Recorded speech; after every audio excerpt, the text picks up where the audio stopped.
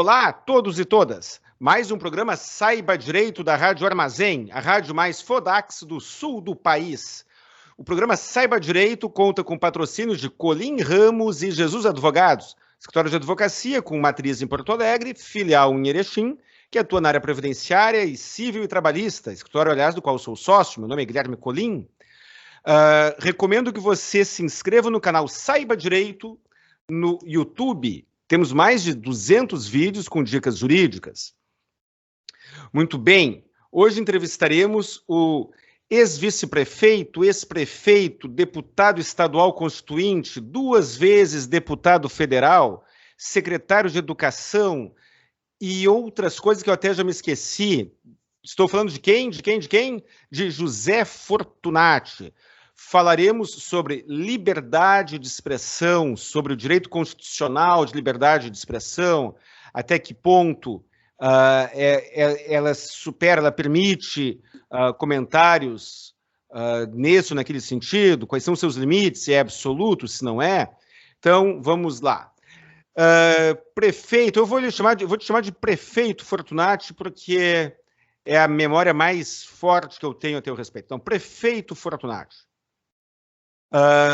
Faltou alguma coisa na apresentação aqui? Esqueci de algum dado, não? Não, tá completo. Boa noite, Guilherme. Boa noite a todos. Grande alegria estar contigo e com os ouvintes, quem nos assiste, para debatermos de forma muito aberta, transparente, propositiva, temas que dizem respeito ao nosso cotidiano, que muitas vezes a gente não se dá conta o quanto são importantes. Isso...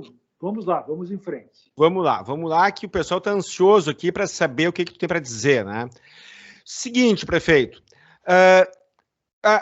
eu queria que tu comentasse sobre liberdade de expressão, qual é a tua opinião, qual é a tua posição sobre liberdade de expressão, sobre a liberdade de expressão como uma garantia constitucional, sobre o ativismo do STF, sobre a postura do STF acerca desses temas e...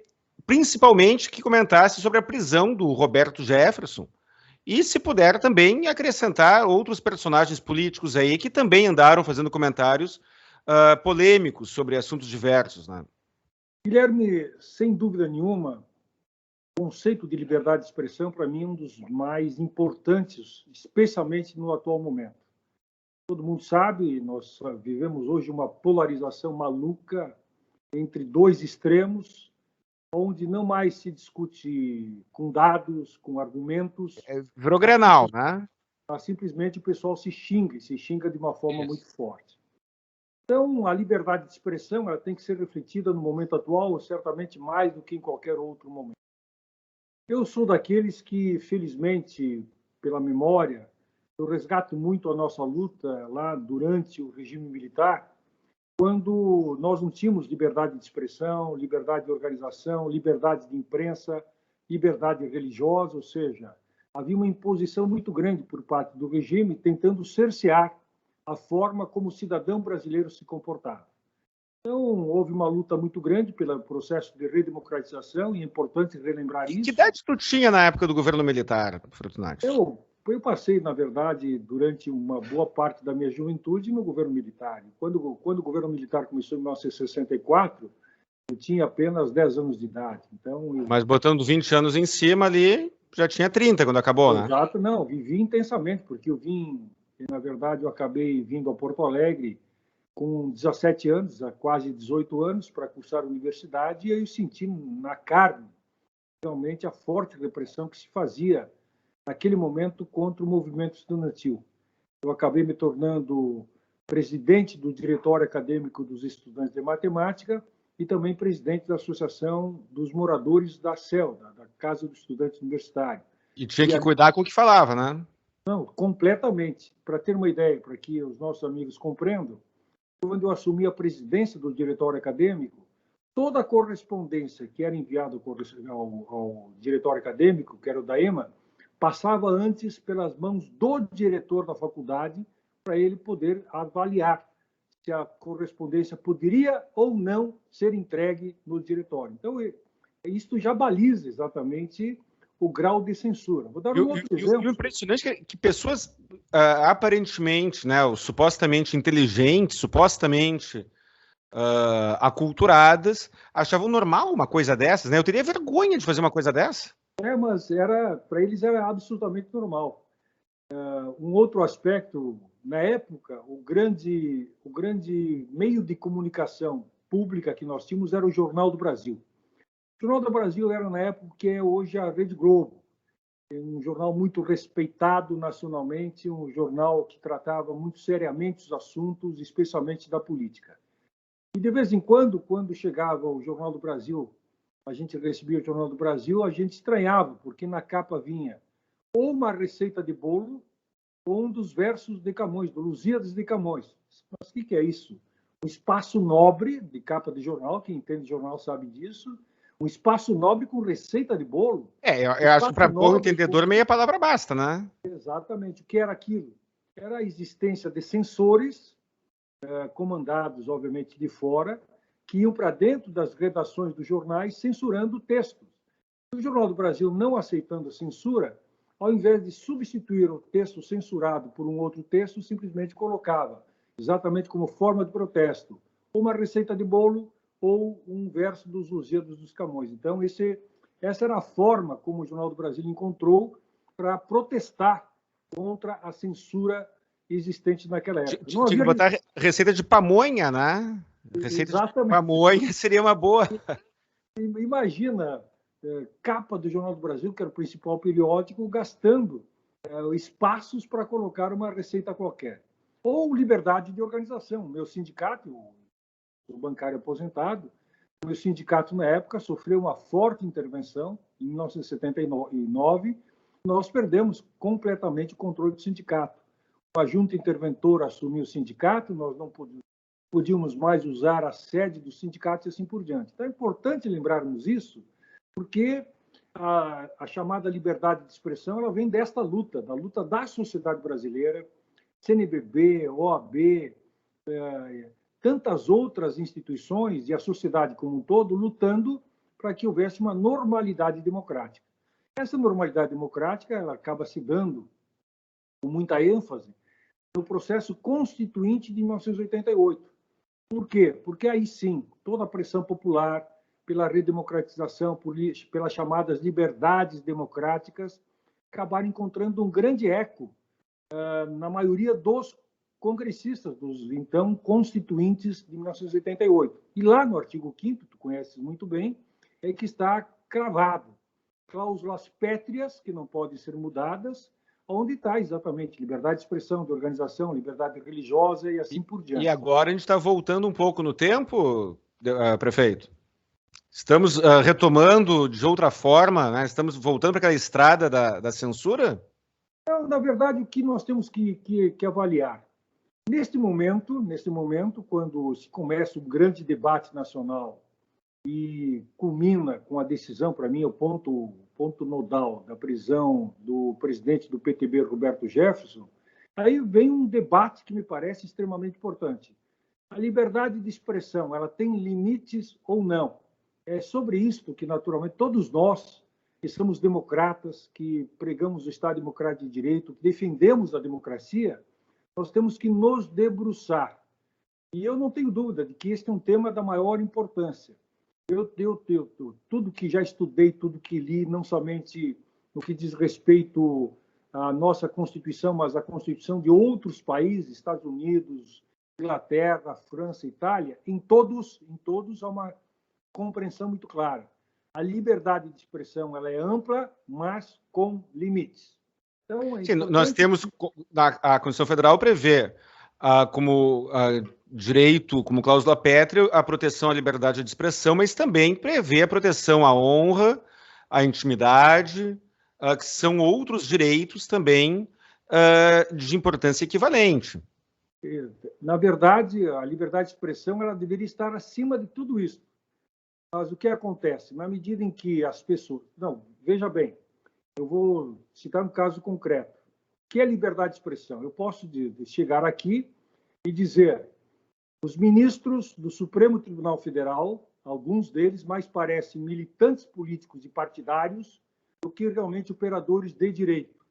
Aí fica a pergunta, isto é ou não é liberdade de expressão? Eu digo, é liberdade de expressão, sim. O indivíduo, o cidadão José Fortunati, está afirmando que alguns ministros do Supremo Tribunal Federal se comportam mais como militantes partidários do que como operadores de direito. É uma opinião minha. Essa minha liberdade acerca de pessoas públicas. Pessoas que ocupam cargos públicos, que não são obrigadas a ocupar cargos públicos e que está na conta do rumo que optaram em trilhar. Exatamente. Mas onde é que termina? Onde é que é o limite da liberdade de expressão? E isso é importante, porque nós temos, para buscarmos um parâmetro concreto e visualizarmos o que pode e não pode ser aplicado, vem o direito comparado. Naturalmente, direito internacional comparado, porque a gente busque parâmetros de democracias mais consolidadas. Aí a gente vai pegar a Constituição dos Estados Unidos, que é o norteador, talvez. Tem poucas cláusulas, poucos artigos, mas que é inspiração para metade do planeta civilizado, né? Com certeza. E aqui é importante colocar o seguinte: certamente muita gente pode torcer o nariz quando a gente fala em utilizar o Estado americano como modelo, porque, enfim, pelas trapalhadas que os americanos fazem com a política internacional. Isso é uma coisa. Tenho sérias críticas quanto à política internacional dos Estados Unidos. O que está acontecendo hoje no Afeganistão e tantos outros lugares, medidas onde a soberba americana ela merece, da minha parte, pelo menos uma reprimenda. Mas não é sobre isso que nós estamos falando. Nós estamos falando sobre as políticas internas utilizadas no país para o seu povo. E aí vem a máxima, né? Em primeiro lugar, a América. A América, eles sempre colocam, em primeiro lugar, a América. Então, internamente, os americanos sempre lutaram muito pela chamada liberdade de expressão. Tanto é verdade que esta luta é antiga. Depois da Constituição, que é uma Constituição com poucos artigos, ser consolidada, vem a conquista da primeira emenda, tão conhecida, tão fantástica, da primeira emenda. Quando é que essa é a primeira emenda? 15 de dezembro de 1791. 1791. Então, nós não estamos falando de 1988, com a Constituição brasileira. Nós estamos falando de um Estado democrático, que é os Estados Unidos, que consolidou a primeira emenda em 1791. O que é esta primeira emenda? A primeira emenda ela consolida aquilo que está no artigo 5º da Constituição Federal. Liberdade de organização, liberdade de imprensa, liberdade religiosa, liberdade de expressão e assim por diante. Nos Estados Unidos, Estado americano, prefeito Fortunati, nos Estados Unidos é assegurado o direito de manifestação racista. A Ku Klux Klan é uma organização que, inclusive, ela não nasceu racista, mas ela se tornou racista. E hoje um grupo de membros da Ku Klux Klan, de um partido neonazista, tem o direito de se organizar em público, fazer uma manifestação em público, tendo a proteção da polícia, inclusive. Por mais absurdo que seja a pauta, é absurdo, mas mais absurdo seria tirar o direito daquela... Verdade, onde é que termina, na verdade, o direito de expressão da Ku Klux Klan? Quando eles partem, deixam de lado simplesmente o discurso e partem para a prática. Exato, para a agressão. É exatamente isso que nós temos que perceber aqui no que diz respeito à liberdade de expressão. Então, eu posso xingar ministro Supremo, posso xingar senadores que estão na CPI e assim por diante. Onde é que eu começo a ultrapassar os limites da liberdade de expressão? Quando eu proponho a invasão do Supremo, quando eu proponho a invasão do Congresso, quando eu digo, como fez o presidente do PTB, Roberto Jefferson, que as pessoas deveriam entrar e pegar no pescoção os senadores e os ministros. Então, aí eu já estou partindo para a agressão. Na verdade, estou estimulando a agressão. E nos Estados Unidos, hoje, a jurisprudência é muito clara. Pegares qualquer decisão da Suprema Corte, lá o debate foi muito acalorado sobre isso. Sobre a apologia ao crime. Exatamente. Na verdade, a Corte americana ela se debruçou muito sobre isso, especialmente na década de 1970, quando as lutas racistas, as lutas raciais atingiram seu clímax. E aí foi que houve uma decisão da Suprema Corte afirmando que qualquer pessoa poderia dizer, bom, eu gostaria, como foi um caso concreto, que negros e judeus não ficasse nos Estados Unidos. Ele manifestava a sua intenção. Um estado, que foi o estado de Ohio, tentou proibir esse tipo de manifestação. Isso terminou na Suprema Corte, e a Suprema Corte decidiu, não, isto é possível, é liberdade de expressão.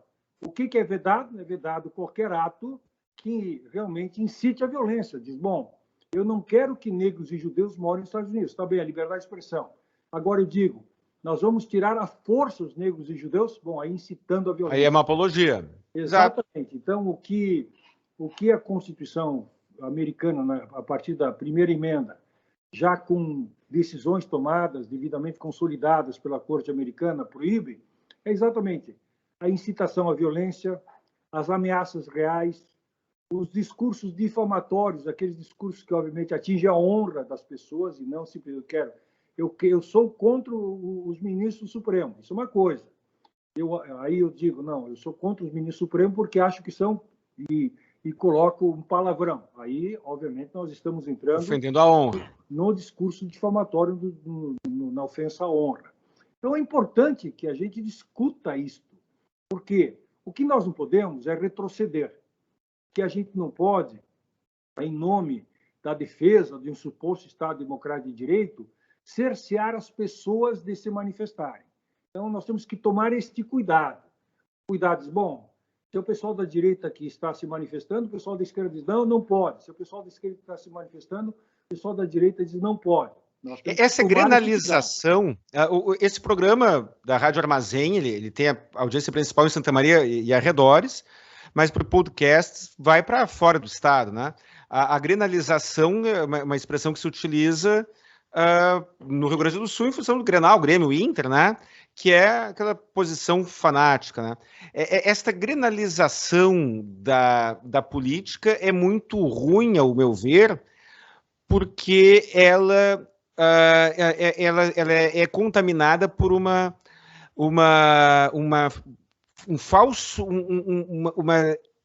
baixo nível filosófico. Exatamente. Uma vez que os argumentos são ad hominem. Dependendo de quem pratica o ato, eu me posiciono contrário ou a favor. Eu não sei qual é a tua opinião sobre isso. Isso é tão claro de que, vamos falar de forma concreta. Se o presidente Jair Bolsonaro toma uma ação, quem é contra o presidente Jair Bolsonaro não analisa sequer o mérito desta ação e parte... Se vem dele, é ruim. Se é a favor do Bolsonaro, se são as pessoas a favor do Bolsonaro e tomam uma ação, mesmo que a ação seja equivocada, eles partem para defender essa ação. Exato. Então é isso que está equivocado no país. É o fanatismo. Temos que analisar em cima do mérito, em cima de dados, em cima de conceitos, para nos posicionarmos. O que é bom, o que não é bom, seja do Bolsonaro, seja do Lula, seja do Ciro, seja do Amoedo, seja de quem for. Nós temos que, naturalmente, discutir o quê? O mérito das coisas, para que, a partir do mérito, a gente possa chegar a uma conclusão. E, mais do que isso, aperfeiçoar aquele mérito, porque políticas públicas elas nunca estão completas. E hoje isso é impossível. Na verdade, é negacionista para cá, é presidiário para cá, é simplesmente rótulos que acabam sendo utilizados fora de contexto, não permitindo que o livre debate aconteça, ou seja, a livre expressão. Voltamos à liberdade. Como é que tu vê a imunidade parlamentar? O deputado fala o que quer e contra alguém, e este alguém, caso responda, ele está sujeito a consequências que o deputado que falou não está. Não, na verdade, hoje também já avançamos muito sobre isso, porque, primeiro, a imunidade parlamentar ela era ampla, e total e restrita. O que significava antes? Que o parlamentar, um deputado, um senador, ao cometer qualquer tipo de crime, não poderia ser julgado, não poderia ser, obviamente, ser processado sem que houvesse uma liberação por parte do Congresso Nacional, ou Câmara ou Senado, como exemplo.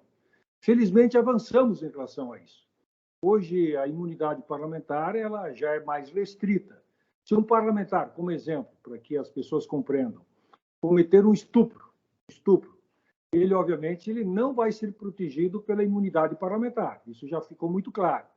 Ele está protegido em que situações? Se ele vai para a tribuna, se ele usa do seu mandato para fazer um debate qualquer e, obviamente, disser alguma coisa que ofenda alguém. Ele tem imunidade parlamentar neste caso.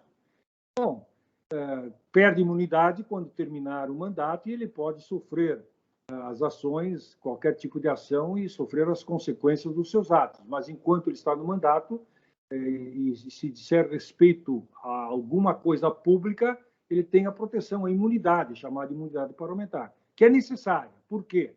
Imagina se o parlamentar não tivesse essa imunidade e o parlamentar de oposição fosse para a tribuna da Câmara ou do Senado e enfrentasse o presidente da República, obviamente de forma bastante forte. Ele seria processado por estar se indispondo do presidente da República. Assim não. Assim, ele tem a garantia constitucional de que o que ele disser, a condição de parlamentar, será, no mínimo, respeitado. Ele não poderá, ele pode sofrer as consequências políticas, pode sofrer as consequências eleitorais, mas ele não poderá ser processado. Mas poderá ser processado, volto a dizer, se cometer um crime comum. Se tem um caso extremo, obviamente a questão do estupro, se ele roubar também, ele será julgado sem que haja necessidade da Câmara ou do Senado permitir. Então, avançou-se muito em relação à chamada imunidade parlamentar. Ela é muito mais restritiva, mas, ao mesmo tempo, segundo a minha visão, eu a defendo, porque ela protege o parlamentar, o bom parlamentar, para fazer, especialmente, cobranças, quer seja do presidente da República, quer seja do Poder Judiciário, do Ministério Público, e assim por diante. Ele tem que ter um anteparo mínimo para não ser processado em cima da sua função, que é a função de fiscalizar os poderes. Mas, e quanto às declarações políticas dos ministros do STF? Bom, eles não têm invadido assuntos, a área, eles não têm invadido a competência dos outros poderes, prefeito? Guilherme, tu sabes muito bem, eu fui já em 2019 e uma parte de 2020, estive em Portugal fazendo mestrado em ciência política, e uma das minhas preocupações foi exatamente esta: estudar o comportamento do Poder Judiciário na Europa, na União Europeia e nos Estados Unidos, que para mim são grandes referências. E aí, para mim, a perplexidade, porque a gente, obviamente, não conhece no cotidiano aqui no Brasil, como é que se comporta o Poder Judiciário, especialmente na Europa e profundamente nos Estados Unidos. Pois bem, em todos os países democráticos de primeiro mundo, e falo isso porque são as democracias consolidadas, o juiz não pode se manifestar fora dos autos. Quem é o juiz? O juiz de primeira instância, o juiz de segunda instância é o desembargador e terceira instância é o ministro, ou seja, nenhum deles se manifesta fora do processo. Aqui no Brasil, nas nossas jabuticabas, a gente inventa jabuticabas, ou seja, só tem no Brasil, os nossos ministros falam fora dos autos, dos processos, xingam seus colegas em público, de comunicação, dão opinião sobre a política, criticam o presidente da República, criticam o Congresso, ou seja, é uma parafernália. No Brasil, até o delegado de polícia, durante a investigação, vai para a imprensa fazendo comentários sobre a investigação, né?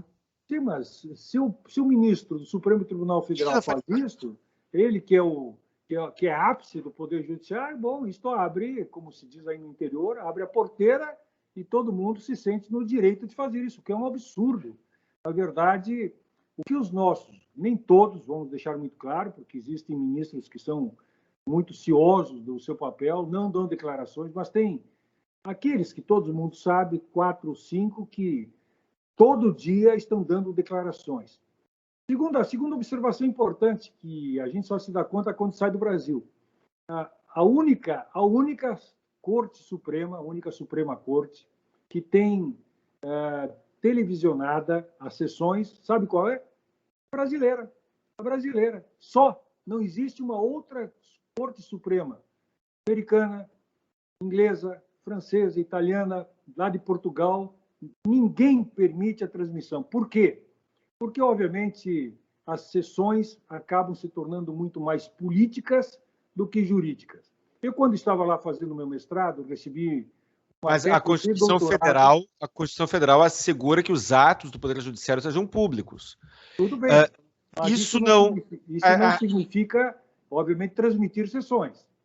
E vou explicar o porquê. Em Diga. cima exatamente de uma tese feita eu não vou lembrar agora, na época doutorando, que hoje já é doutor, e fez a seguinte avaliação. 3 anos antes da transmissão, o papel do Supremo, os votos do Supremo, quanto demoravam, quanto levavam, e 3 anos depois da existência da TV do Poder Judiciário. Praticamente quintuplicou o tempo dos votos. E ele prova o seguinte: antes do voto, havia uma preocupação do ministro de dar um voto meramente jurídico. Ou seja, se cingia exatamente ao argumento jurídico. Com a transmissão da TV, o voto passou a ser político, ou seja, uma justificativa para a população. Então, Prefeito Fortunati, não estou discordando, estou provocando. Não, existe uma preocupação, uma queixa da sociedade, em especial dos operadores do direito, muitas vezes, que o julgador ele não fundamenta adequadamente. Ele fundamenta de maneira muito telegráfica, muitas vezes ele diz porque é, sim porque sim, ou não porque não. Muitas vezes as decisões judiciais, eu não estou falando de decisões de repercussão geral, estou falando de decisões triviais do dia a dia. As decisões judiciais, elas carecem de lógica, né? Porque partem-se de premissas que não têm a sua origem demonstrada na fundamentação. Existe um lamento quanto a isso. Será que a TV ela não oferece um poder de fiscalização da sociedade maior? De forma alguma. Eu faço o desafio para quem não é jurista, que obviamente a TV ela é transmitida para todo mundo. Quem não é jurista, que não entende, me diga o que realmente consegue perceber numa sessão do Supremo Tribunal Federal. Eu me recordo, quando no último ano em que fui prefeito, 2016, eu tive uma audiência com, então, o ministro Teori Zavascki. Ele tinha um processo que interessava a cidade de Porto Alegre, então eu acabei lá pelo início de dezembro de 2016, ou final de novembro, indo com a procuradora-geral do município, Cristiane Neri, conversar com o ministro Teori Zavascki. Altas horas, depois de uma sessão da Câmara a que ele pertencia, nós nos reunimos e ele estava bem chateado. E eu perguntei, por que, ministro? Eu conheci o ministro Teori Zavascki, aqui de Porto Alegre.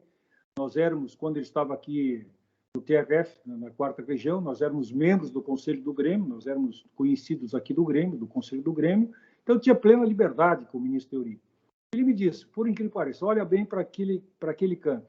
Era um processo com vários volumes, certamente milhares de páginas. Diz, bom, aí está, obviamente, uma vida inteira de um processo extremamente complexo. Mas pega na imprensa hoje o que dizem sobre esse processo. Simplesmente fazem uma leitura do debate que houve, que foi um debate muito pequeno, na verdade, e tiram conclusões apressadas sem conhecer o processo. Então, o que eu quero dizer, Guilherme? Na verdade, o debate que se faz através da televisão não dá as condições para realmente entender os processos, especialmente para quem é leigo. Na verdade, não dá a transparência necessária, mas politiza o Supremo Tribunal Federal. Faz com que a gente tenha aqueles que todo mundo hoje se acostumou, já aqueles bate-bocas malucos que não existiam antes, incrível, não existiam antes da TV. Veja bem, não é qualquer coisa. O tempo do voto aumentou de uma forma muito forte, prolixa, muito mais com argumentações políticas do que com argumentações jurídicas. Então, volto a dizer, será que todas as democracias modernas do mundo, consolidadas, será que o Brasil realmente tem razão nesse aspecto? Eu estou convencido que é o contrário. Ao seu ver, para mim ficou claro, mas eu gostaria de ouvir de maneira expressa. Qual é a sua posição, a sua opinião sobre a prisão do Roberto Jefferson? O STF errou, acertou, errou um pouquinho, acertou um pouquinho? Diga alguma coisa sobre isso, prefeito. Eu, obviamente, não conheço o processo na sua profundidade, mas a minha preocupação é de que o Supremo comece a se tornar um tribunal de exceção. Eu fico muito preocupado com isso.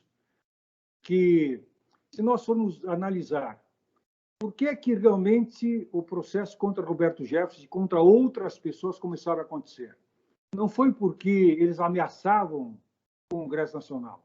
Foi no momento em que eles começaram a ameaçar o Poder Judiciário. Ou seja, por um aspecto corporativista, o Supremo toma esta medida, e toma uma medida extrema.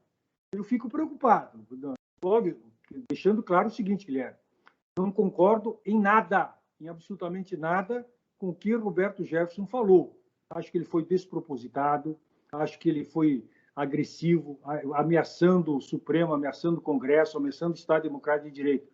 Então, eu tenho uma contraposição plena sobre toda a palavra usada pelo Roberto Jefferson. Ao que ele falou é uma coisa, mas quanto ao direito dele falar e quanto à consequência que ele sofreu. A grande questão é, será que realmente era motivo para o Supremo Tribunal Federal simplesmente mandar prendê-lo ou não?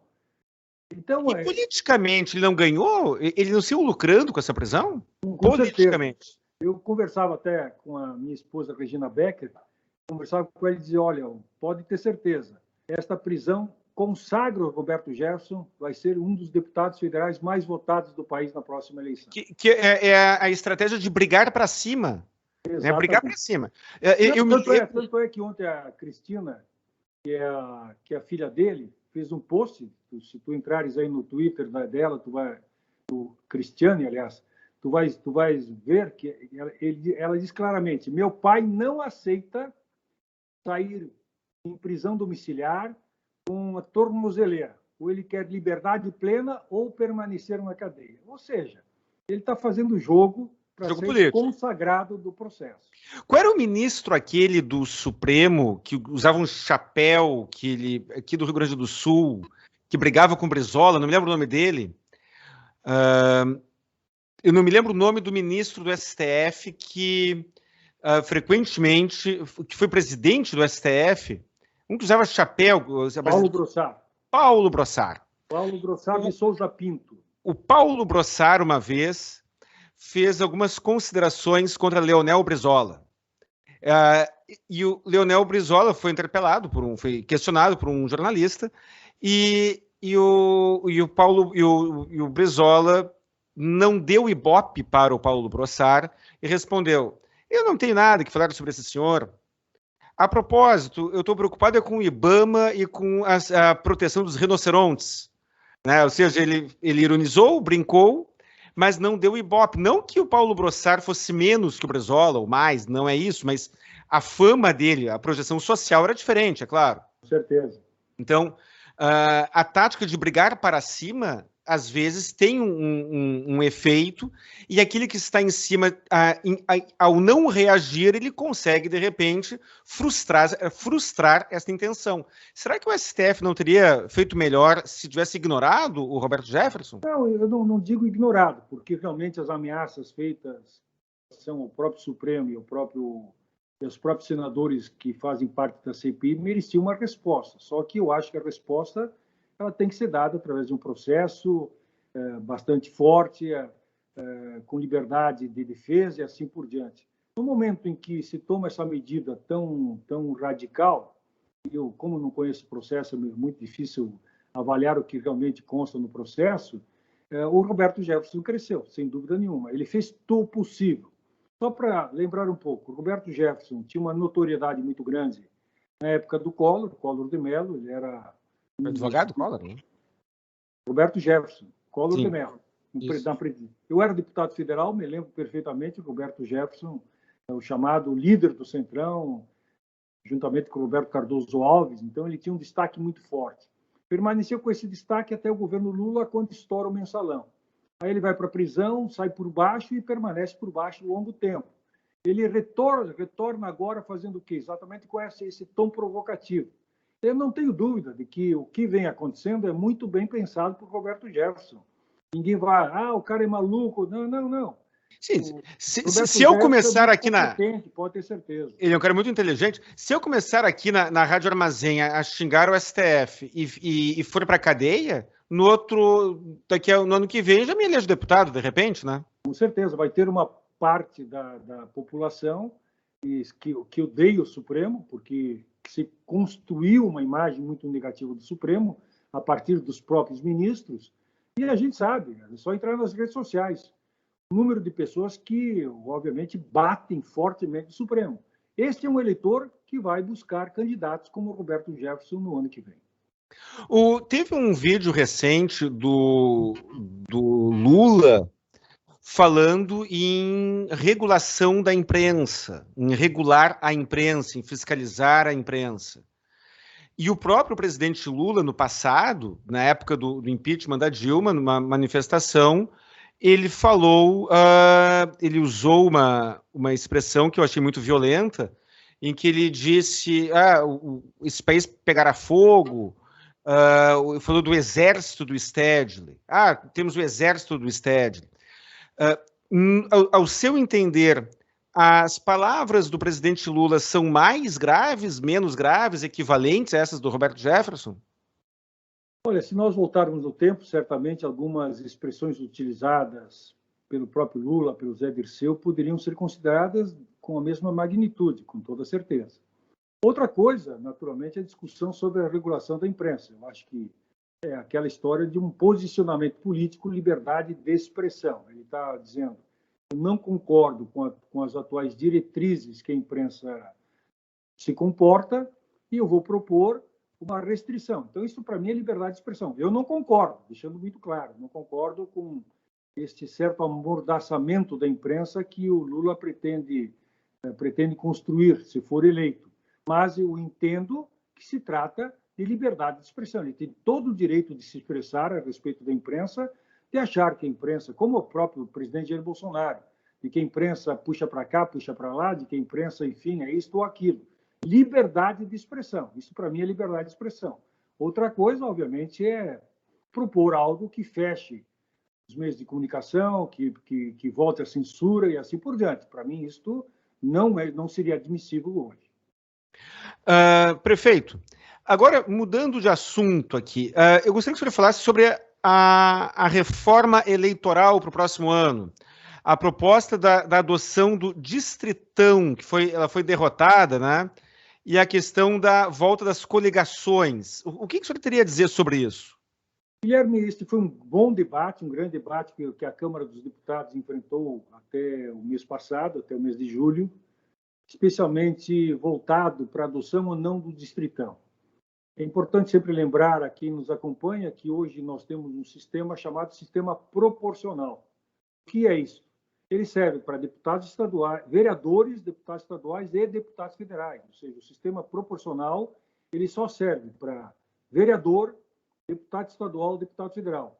Prefeito, governador, senador e presidente da República é voto majoritário, é uma outra história. Então, esqueçam isso. Então, o voto proporcional, o que significa? Pega-se o número de votos válidos na eleição, vamos pegar 2018, aqui no estado foi 5.800.000 votos válidos. Então, mais uma vez, fica claro o seguinte, voto branco, voto nulo, abstenção, não tem qualquer validade. Aquela história, vamos votar em branco, vamos anular o voto que anula a eleição, não tem qualquer cabimento constitucional. Se nós estivermos em 10 numa sala para votar, 9 anularem o voto e 1 votar, vale o voto de quem, obviamente, não anulou. Então, esse é o aquele 1. Bom, valeu 1 e deu. Então, os 5.800 votos divididos pelas 31 cadeiras de deputados, nós temos 31 cadeiras, o Rio Grande do Sul tem 31 cadeiras na Câmara Federal, isso dá um quociente eleitoral de 180.000 votos, exatamente 180 e poucos mil votos. Foi 2018, foi essa conta. O que isso significa no voto proporcional? Os partidos políticos apresentam vários candidatos, uma nominata é uma lista de candidatos, que é uma lista aberta. Este somatório dos votos dos candidatos, eu sou candidato, tu é candidato, Guilherme, e assim por diante, o somatório dos nossos votos, quando atingirem 180.000 votos, o somatório de todos elege um deputado federal. Então, este é o voto proporcional. Quem é eleito, o que fez mais entre todos os candidatos.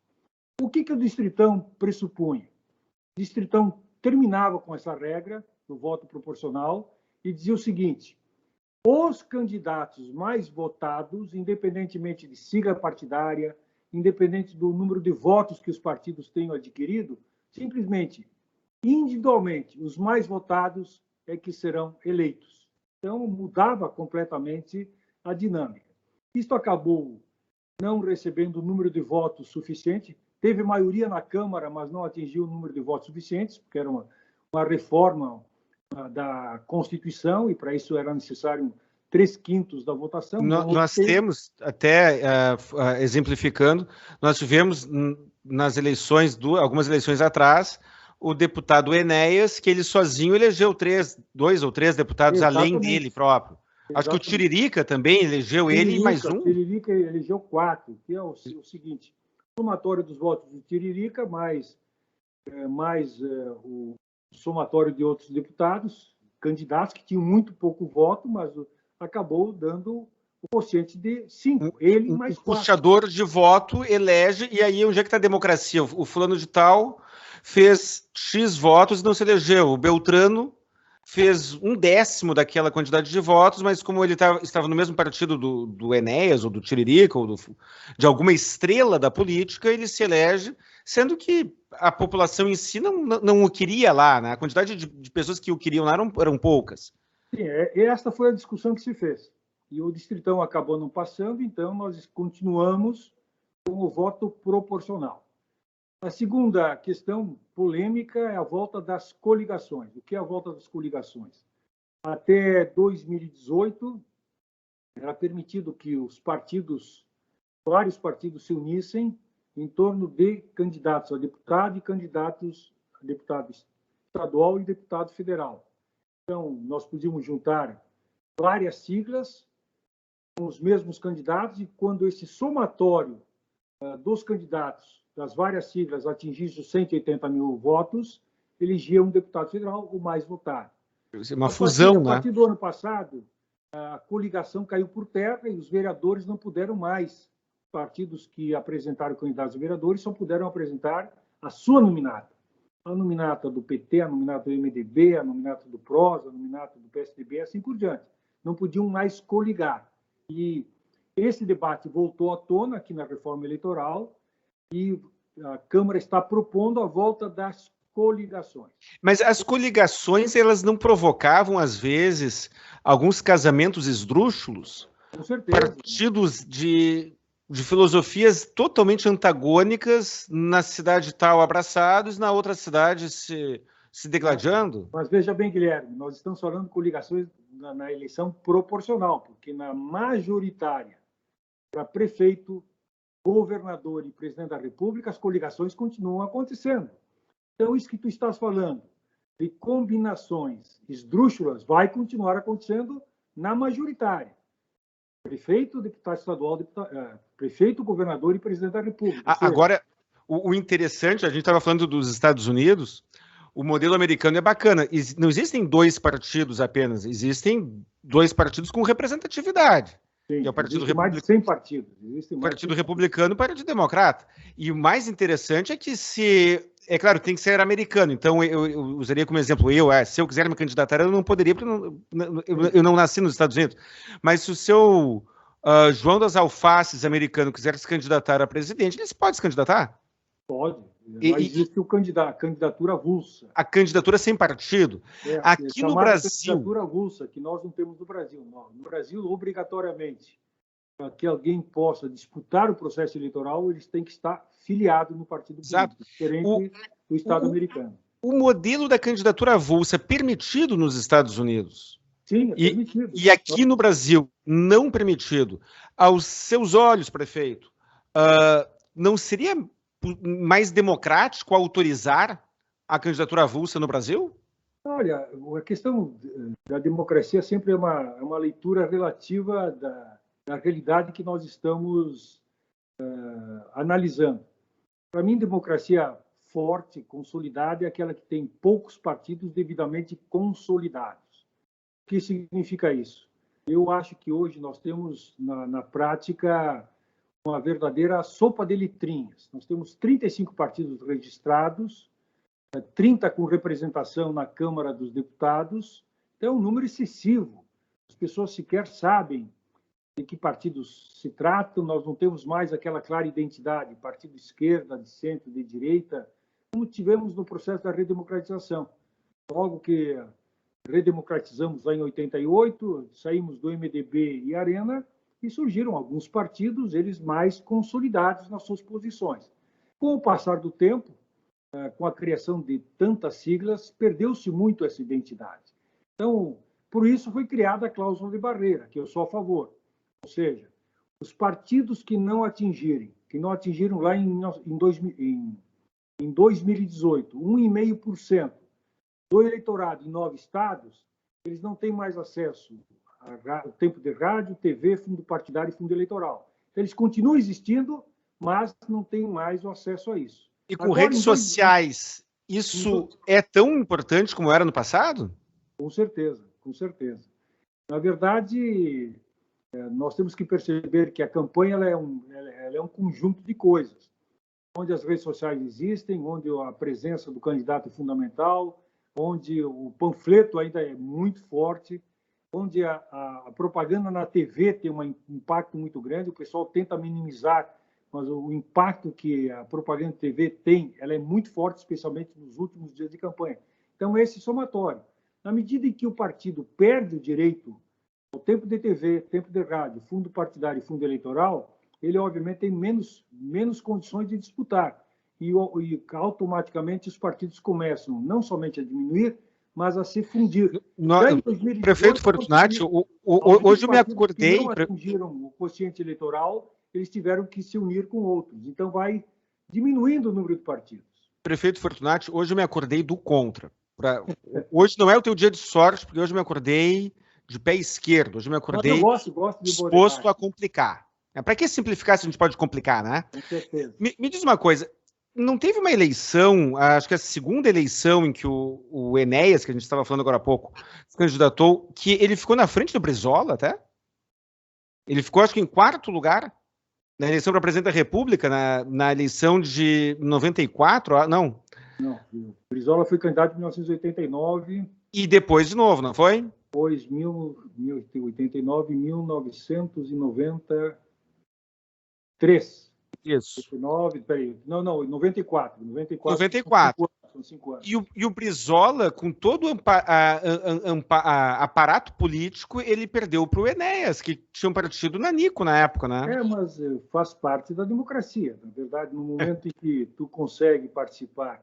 Olha, o que acontece? Na verdade, tem um número de eleitores que vai para as urnas para protestar. Tu deve te lembrar muito, houve uma repercussão muito grande quando, numa eleição para vereador, não vou lembrar o ano, lá no Rio de Janeiro, votaram num rinoceronte, que era a espécie mais emblemática do zoológico do Rio de Janeiro, votaram. Se ele tivesse realmente inscrito no partido, ele estaria eleito como um dos mais votados. Democracia é isso. Nós temos que compreender. Tem o voto de protesto, tem o voto em branco, tem a abstenção e tem o voto para valer. Olha, nós temos que levar em consideração o voto para valer. Mas no voto de protesto, o Enéas ganhou do Brizola. Bom, mas é um voto de protesto, que tem que ser respeitado. Democracia é isso, Guilherme. Nós temos que respeitar, obviamente, a vontade do eleitor. Gostando ou não, mesmo entendendo, bom, Brizola, com todo o seu histórico, mas foi a resposta que o eleitor deu e tem que ser respeitado. Sem dúvida. Prefeito Fortunati, sou seu fã e agradeço pelo tempo, por ter abrilhantado aqui o programa Saiba Direito, por ter abrilhantado a Rádio Armazém.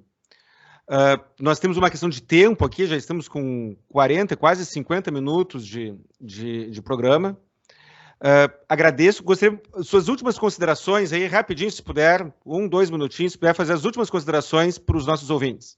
Não, em primeiro lugar, agradecer, Guilherme, a oportunidade. Sempre um bom bate-papo contigo, tu és bom provocador, no bom sentido. Mas quero terminar com uma mensagem que me parece importante. Nós estamos caminhando para o dia 7 de setembro, quando teremos as mais variadas manifestações. Eu me criei como alguém que vem do movimento social, movimento sindical, sempre fui a favor de manifestações livres e continuo a favor. Nós só temos que lembrar que essa liberdade, ela permite que a gente possa berrar aos 4 cantos o que desejamos, portar cartazes, faixas, mas tudo tem limite. Eu espero que no próximo dia 7, a favor, contra, sei lá o quê, as pessoas se portem democraticamente. Não cometam badernas, não cometam violências, não ocupem qualquer espaço como o Congresso, o Senado ou algo parecido.